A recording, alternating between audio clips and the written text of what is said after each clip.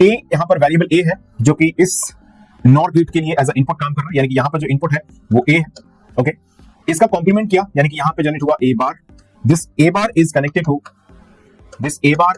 To this NOR gate. Okay, दूसरा variable है दोस्तों बी, जो कि यहां से अगर हम ऑब्जर्व करें तो इसका कॉम्प्लीमेंट यानी कि ये बी बार ये कनेक्टेड है किससे? ये कनेक्टेड है नॉर गेट के दूसरे टर्मिनल से, और इस नॉर गेट के भी दूसरे टर्मिनल से ये कनेक्टेड है। अब जानते हैं नॉर गेट के ऑपरेशन में A plus B whole bar, अगर ए बी इनपुट है तो A plus B whole complement. Okay, अब जो भी इनपुट है, मान लीजिए पी क्यू इनपुट है, B plus Q whole complement. So as usual एक इनपुट है गाइस यहां पर ए बार, पहले वाले नॉर गेट की बात करो, इधर वाले की, लेफ्ट साइड वाले की, और दूसरा जो है वो क्या है? बी बार है। ओके, सो दूसरा है बी बार। तो गाइस यहां पर क्या जनरेट होगा?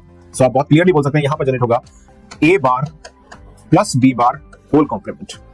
इज दिस करेक्ट और not? Yes of course it is. बहुत बेसिक सी बात हम कर रहे हैं। ए बार एक इनपुट है, बी बार दूसरा इनपुट है, A bar plus B bar whole bar. Okay, चलिए अब दूसरा इनपुट, यहां पे एक इनपुट क्या है? ए है, दूसरा इनपुट क्या है? बी बार है। तो गाइस आप बोल सकते हैं यहां पर जनरेट होगा A plus B bar whole bar. Is this alright? Yes of course it's a basic thing. A input is here, B bar input is here, so I will say A plus B bar whole bar.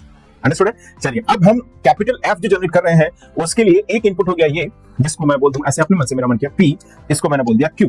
So guys can I say here this capital F is equal to P plus Q whole bar.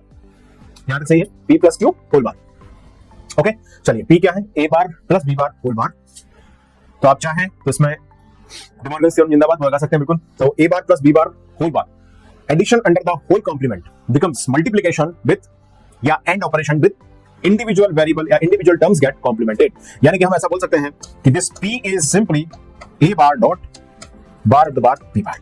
Understood है? चलिए तो ये हो गया आपका P is equal to AB. So guys this P is what? AB plus now what is the value of Q?